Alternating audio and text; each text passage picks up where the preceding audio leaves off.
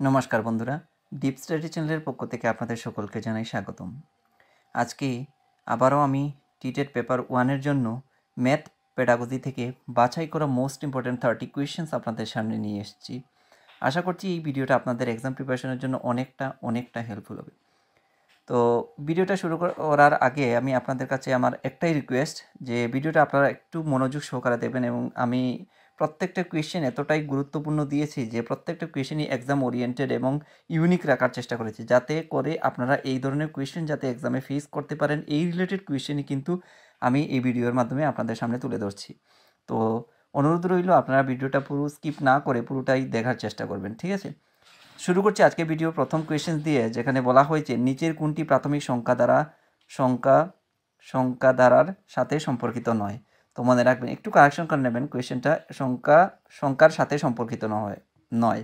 তো আমি অপশন দিয়েছি, আমি যতদূর পেরেছি প্রত্যেকটাতে অপশন রাখার চেষ্টা করেছি, ঠিক আছে? আর যেগুলো অপশন ছাড়া আমরা এভাবে শিখতে পারবো সেটা এভাবে ডিরেক্ট দিয়ে দিয়েছি, ঠিক আছে? তো ক্লাস অন্তর্ভুক্তি, সংরক্ষণ, পরিমাপ, শ্রেণীবিভাগ। তো 4টা অপশন রয়েছে, এখান থেকে বলেছে নিচের কোনটি প্রাথমিক সংখ্যা ধারার সাথে সম্পর্কিত নয়, সেটা হচ্ছে পরিমাপ যেটা হবে সেটা কিন্তু সংখ্যা ধারার সাথে সম্পর্কিত নয়, ঠিক আছে? এবার আমরা মুভ করছি 2 নম্বর কোয়েশ্চেন, যেখানে বলা আছে নিচের কোনটি গাণিতিক প্রক্রিয়া নয়। তো গাণিতিক প্রক্রিয়া নয় কোনগুলো? ভিজুয়ালাইজেশন, অপশনগুলো দেখে নিই। ভিজুয়ালাইজেশন, স্মৃতিচারণ, অনুমান, স্থানান্তর। তো এখান থেকে যেটা আমাদের গাণিতিক প্রক্রিয়া নয় সেটা হচ্ছে স্মৃতিচারণ, সেটা আমাদের কিন্তু গাণিতিক প্রক্রিয়া নয়, ঠিক আছে? খুব ইম্পর্টেন্ট, প্রত্যেকটা কোয়েশ্চেনই কিন্তু ইম্পর্টেন্ট, তবুও আমি এখানে স্টার মার্ক পুট করে দিচ্ছি, আপনারা একটু গুরুত্ব সহকারে মেমোরিতে ধরে রাখার চেষ্টা করবেন প্রত্যেকটা আনসার। এবার আমরা মুভ করছি 3 নম্বর কোয়েশ্চেন, যেখানে বলা হয়েছে এনসিএফ 2005 এর সুপারিশ অনুসারে প্রাথমিক বিদ্যালয় এর গণিত পাঠ্যক্রম হওয়া উচিত। তো এনসিএফ 2005 এর সুপারিশ অনুসারে প্রাথমিক বিদ্যালয়ের গণিত পাঠ্যক্রম কীরকম হওয়া উচিত? শিশুদের দৈনন্দিন অভিজ্ঞতার সাথে যাতে সম্পর্কিত হয় সেই বিষয়টার উপর এনসিএফ 2005 জোর দিয়েছে, ঠিক আছে? মোস্ট ইম্পর্টেন্ট এই কোয়েশ্চেনটা, অত্যন্ত গুরুত্ব সহকারে মনে রাখবেন। আর আমরা যেহেতু টিটেট 2-এর বেলাতে আমরা দেখেছিলাম এরকম সায়েন্স থেকে যে কোয়েশ্চেনগুলো এসেছে তার মধ্যে কিন্তু এনসিএফ বেসড কিছু কোয়েশ্চেন করেছে, বা নর্মাল পেডাগজি থেকেও কিন্তু অনেকটা কোয়েশ্চেন এনসিএফ বেসড করেছে, কারণ এনসিএফ এর উপর কিন্তু অনেকটা জোর দিয়েছে এবারের টেটে। তো সেই মোতাবেক যদি আমরা চলি তাহলেও কিন্তু আমরা টেট 1-এর ক্ষেত্রে এই ধরনের কোয়েশ্চেন আমরা পাবো। সেই কারণে আমি এনসিএফ বেসড কিছু কোয়েশ্চেন আপনাদের সামনে তুলে ধরেছি এই ভিডিওর মাধ্যমে। তারপর আমরা মুভ করছি 4 নম্বর কোয়েশ্চেন, যেখানে বলা আছে নিচের কোনটি কার্যকর গণিত শিক্ষা বিদ্যার বৈশিষ্ট্য নয়। আমরা অপশনগুলো দেখে নেই। একটি নতুন ধারণা প্রবর্তন করার সময় কঠোর সময় নিয়ম অনুসরণ করা, 1 নম্বর অপশন। 2 নম্বর অপশন দিয়েছে শিক্ষার্থীদের ভুলের নিদর্শন ফোকাস করা। 3 নম্বর অপশন দিয়েছে দৈনন্দিন অভিজ্ঞতার সাথে সংযোগ স্থাপন করা। 4 নম্বর দিয়েছে একটি একক ধারণার জন্য বিভিন্ন শিক্ষণ শেখানো কৌশল ব্যবহার করা। তো এখানে যে সঠিক যে অপশনটা হবে সেটা হবে অপশন 1, অর্থাৎ অপশন 1, একটি নতুন ধারণা প্রবর্তন করার সময় কঠোর সময় নিয়ম অনুসরণ করা, ঠিক আছে? একটি নতুন ধারণা প্রবর্তন করার সময় কঠোর সময় নিয়ম অনুসরণ করা, এটা হবে এই কোয়েশ্চেনের এগেনস্টে কারেক্ট আনসার, ঠিক আছে? এই কোয়েশ্চেনটাও কিন্তু ইম্পর্টেন্ট কোয়েশ্চেন, মনে রাখার চেষ্টা করবেন। তারপর 5 নম্বর কোয়েশ্চেন, এখানে আমি ডিরেক্ট দিয়েছি, অপশন দেইনি।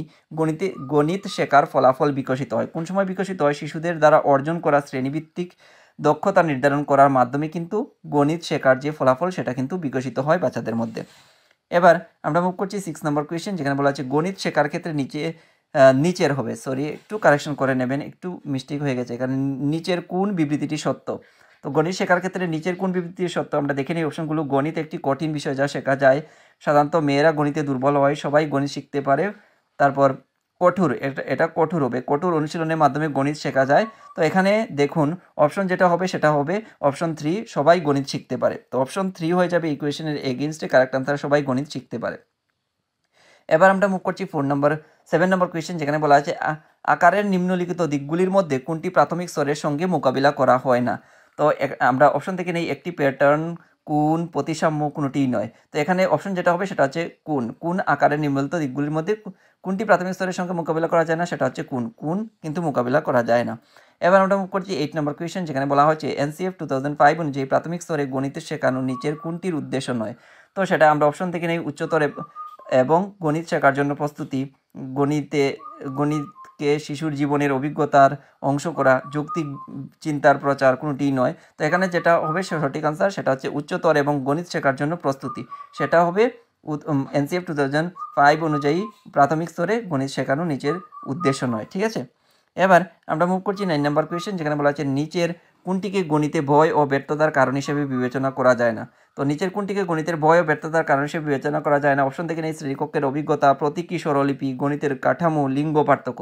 তো এখানে অবভিয়াসলি আমরা অপশনটা পেয়ে যাচ্ছি লিঙ্গ পার্থক্য, সেটাকে গণিতের ভয় ও ব্যর্থতার কারণ হিসেবে বিবেচনা করা যেতে পারে না।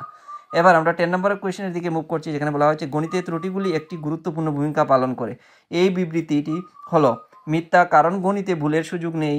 মিথ্যা, কারণ ত্রুটিগুলি অসাবধানতা নির্দেশ করে। সত্য, যেহেতু তারা শিশুরা কীভাবে গণিতের ধারণা তৈরি করে সে সম্পর্কে ধারণা দেয়।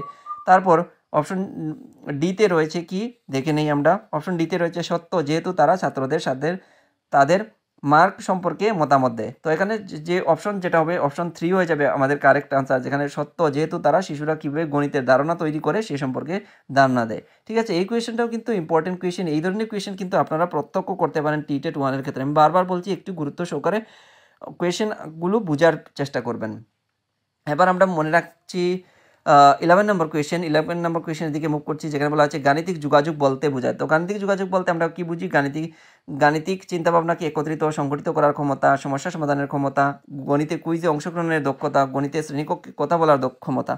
তো এখানে সঠিক যে আনসারটা হবে সেটা হচ্ছে আমাদের 1 নম্বর অপশন, গাণিতিক চিন্তাভাবনাকে একত্রিত ও সংগঠিত করার ক্ষমতা। ঠিক আছে, গাণিতিক চিন্তাভাবনাকে একত্রিত সংগঠিত করার ক্ষমতা ইকুয়েশন এগেনস্টে কারেক্ট আনসার। এবার আমরা মুভ করছি 12 নম্বর কোয়েশ্চেন, যেখানে বলা আছে এনসিএফ 2005 অনুসারে নিম্নলিখিতগুলির মধ্যে কোনটি প্রাথমিক বিদ্যালয় গণিত শিক্ষার প্রধান লক্ষ্য নয়? আমরা অপশন দেখে নেই শিশুর চিন্তা প্রক্রিয়া গণিত করার জন্য, গণিতকে শিশুর প্রসঙ্গের সাথে সম্পর্কিত করা, সমস্যা সমাধানের দক্ষতা বাড়াতে, গণিতের উচ্চশিক্ষার জন্য প্রস্তুতি নেওয়া। তো এখানে যেটা প্রধান লক্ষ্য হবে না সেটা হবে গণিতে উচ্চশিক্ষার জন্য প্রস্তুতি নেওয়া, সেটা হবে 4 নম্বর অপশন আমাদের কারেক্ট হয়ে যাবে। এটা এনসিএফ 2005 অনুসারে সেটা লক্ষ্য নয়। এবার আমরা মুভ করছি 13 নম্বর কোয়েশ্চেন, যেখানে বলা আছে নিচের কোনটি প্রথম এবং দ্বিতীয় শ্রেণীতে গণিত শেখানো এবং শেখার বিষয়ে সত্য? অপশন দেখে নেই অনুশীলনের জন্য প্রচুর সুযোগ দেওয়া উচিত। তারপর অপশন 2তে বলেছে প্রথম ও দ্বিতীয় শ্রেণীতে শুধুমাত্র মৌখিক গণিতের সমস্যাগুলো করতে হবে, গণিতের ভাষা, শিল্প ইত্যাদি অন্যান্য বিষয়ের সাথে একীভূত করতে হবে। প্রথম ও দ্বিতীয় শ্রেণীতে গণিত পড়ানো উচিত নয়।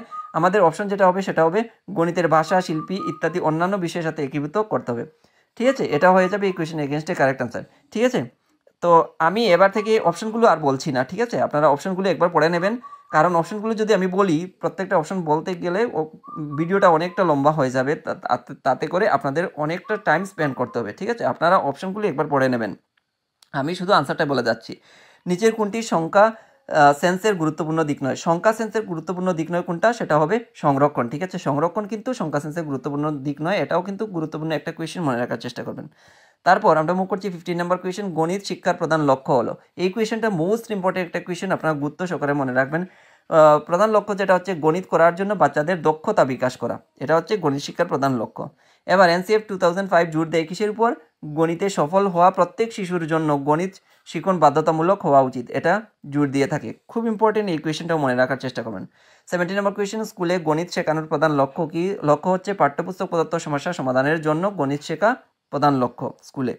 এবার আমরা মুভ করছি 18 নম্বর, গণিত হলো গণিতের একটি বিজ্ঞান। কী ধরনের বিজ্ঞান? সেটা হচ্ছে গণনা সংক্রান্ত বিজ্ঞান। এই কোয়েশ্চেনটাও কিন্তু অত্যন্ত ইম্পর্টেন্ট, মনে রাখার চেষ্টা করবেন। এবার আমরা মুভ করছি 19 নম্বর কোয়েশ্চেন, যেখানে বলা আছে এনসিএফ 2005 চাপ দেয় কিসের উপরে? চাপ দেয় করে শেখার উপর। করে শেখার উপর কিন্তু এনসিএফ 2005 জোর দেয় কিংবা চাপ দেয়। এবার আমরা মুভ করছি 20 নম্বর কোয়েশ্চেন, সাধারণত গণিত শেখা কঠিন কারণ কেন কঠিন? কারণ এর প্রকৃতি বিমূর্ত, অর্থাৎ যেটাকে চোখে দেখা যায় না সেটাই বিমূর্ত, তো এই কারণে এটা কঠিন। ঠিক আছে, এবার আমরা মুভ করছি 21 নম্বর, যেখানে বলা আছে এনসিএফ 2005 অনুযায়ী গণিতের শিক্ষা হওয়া উচিত কীরকম হওয়া উচিত? সেটাও হওয়া উচিত চাইল্ড সেন্টার, অর্থাৎ শিশু কেন্দ্রিক হওয়া উচিত। এবার আমরা মুভ করছি 22 নম্বর কোয়েশ্চেন, যেখানে বলা আছে কেন প্রাথমিক বিদ্যালয়ে গণিত পড়ানো উচিত? এই কারণেই পড়ানো উচিত যাতে দৈনন্দিন জীবনে গণিতের অত্যধিক ব্যবহারের কারণেই কিন্তু গণিতের প্রাথমিক বিদ্যালয়ে গণিত পড়ানোটা উচিত। ঠিক আছে, এবার আমরা মুভ করছি 23 নম্বর কোয়েশ্চেন, গণিতের পাঠ্য বইয়ে কী নেই? গণিতের পাঠ্য বইয়ে শেখার যে পদ্ধতি বা ধরন সেটা নেই। ঠিক আছে, এবার আমরা মুভ করছি 24 নম্বর, কোনটি গণিতের প্রকৃতির সাথে সম্পর্কিত নয়? যেটা সম্পর্কিত নয় সেটা হচ্ছে সম্প্রসারিত অভিব্যক্তি গণিতের প্রকৃতির সাথে সম্পর্কিত নয়। ঠিক আছে, এবার আমরা মোস্ট ইম্পর্টেন্ট একটা কোয়েশ্চেন যেটা বলা হয়েছে পাটিগণিতের 4টি মৌলিক ক্রিয়াকলাপ কী কী, এটা কিন্তু অবশ্যই আপনাদের মনে রাখতে হবে, কারণ এই ধরনের কোয়েশ্চেন আমরা প্রত্যক্ষ করতে পারি। যোগ, বিয়োগ, গুণ এবং ভাগ কিন্তু পাটিগণিতের 4টি মৌলিক ক্রিয়াকলাপ। এবার আমরা মুভ করছি 26 নম্বর কোয়েশ্চেন, গণিত করার কৌশল হিসাবে সমস্যা সমাধান এর সাথে জড়িত। তো গণিত করার কৌশল হিসাবে সমস্যা সমাধানের সাথে জড়িত সেটা হচ্ছে কার্যকলাপ ভিত্তিক পদ্ধতি।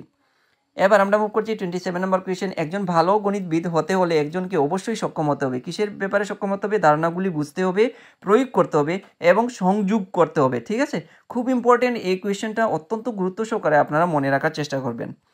এবার আমরা মুভ করছি 28 নম্বর কোয়েশ্চেন, অনুসরণের মধ্যে কোনটি গণিতে শিক্ষার্থীর দুর্বলতা জানার সর্বোত্তম উপায় নয়? মোস্ট ইম্পর্টেন্ট একটা কোয়েশ্চেন, অবশ্যই মনে রাখার চেষ্টা করুন। অপশনগুলো আপনারা একবার দেখে নেবেন, যেখানে যেটা সঠিক উত্তর হবে সেটা হবে ছাত্রদের তুলনা করা, এটা উপায় নয়। ঠিক আছে, এবার আমরা মুভ করছি 29 নম্বর কোয়েশ্চেন, যেখানে বলা হচ্ছে প্রাক প্রাথমিক ছাত্রদের গণিত শেখার জন্য নিচের কোনটির উপর জোর দেওয়া উচিত? সেটা হচ্ছে সংখ্যা গণনার উপর জোর দেওয়া উচিত। মোস্ট ইম্পর্টেন্ট এই কোয়েশ্চেনটা অত্যন্ত গুরুত্ব সহকারে মাথায় রাখার চেষ্টা করবেন। তারপর 30 নম্বর কোয়েশ্চেন, যেখানে বলা হচ্ছে জ্যামিতিক যৌক্তিক সমস্যার সমাধানের জন্য নিচের হবে। ঠিক আছে, একটু কারেকশন করে নেবেন। নিচের কোন পদ্ধতি অবলম্বন করা হয়? সেটা হচ্ছে প্রথমে বিশ্লেষণ এবং তারপর সংশ্লেষণ, এই পদ্ধতিটা কি অবলম্বন করা হয়ে থাকে। তো এই ছিল গণিত পেডাগজি থেকে বাছাই করা মোস্ট ইম্পর্টেন্ট 30 কোয়েশ্চেন্স। আশা করছি এই 30 কোয়েশ্চেন্স আপনাদের এক্সাম প্রিপারেশনের জন্য অনেকটা হেল্পফুল হয়েছে। আর যদি এই ভিডিওটা আপনাদের এক্সাম প্রিপারেশনের জন্য কিছুটা হলেও কাজে আসে, তাহলে অবশ্যই একটা লাইক, কমেন্ট, শেয়ার এবং সাবস্ক্রাইব করে দিয়ে ডিপ স্টাডি চ্যানেলের সঙ্গে জুড়ে থাকার চেষ্টা করবেন। ধন্যবাদ সবাইকে। আপনারা সবাই ভালো থাকুন, সুস্থ থাকুন, আর সুস্থভাবে আপনাদের এক্সাম প্রিপারেশনকেও চালিয়ে নিয়ে যান, এই কামনাই করছি। দেখা হবে পরবর্তী আরও একটি নতুন ভিডিওর সঙ্গে।